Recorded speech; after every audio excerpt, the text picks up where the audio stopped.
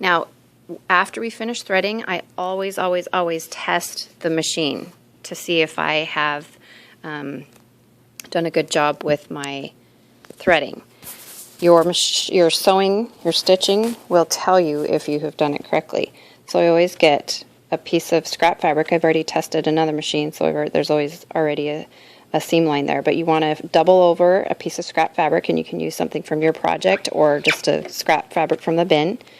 And go ahead and lift up. Now this is the important part. You've got a presser foot lever at the back of this machine that you're going to lift it up to get your fabric underneath, and then put it back down so that you can begin to sew, and it will hold your sewing in place. Okay.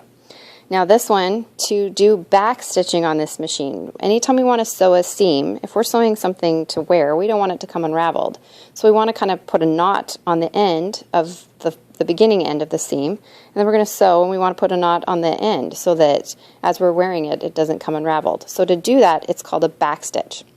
In this machine, the way that you back stitch is this little lever right here. You're actually going to hold up while you are pressing on your foot pedal, and it will go backwards. This is kind of your reverse stitch.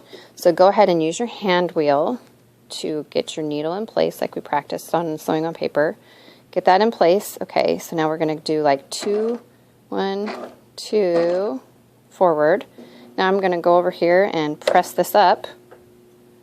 I'm going to do 2 backward. You have to hold it in place while you're doing that, and then you can let it go, and now it'll just go forward.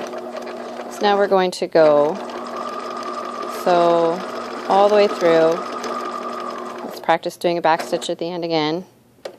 Back stitch.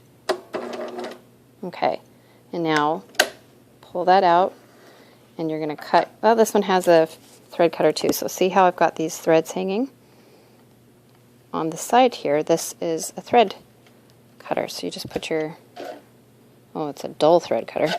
All right, that one's not working. Some of them may work. If they don't, then you're going to have to use your scissors. Okay, cut your threads, and now have a look at the line of stitching.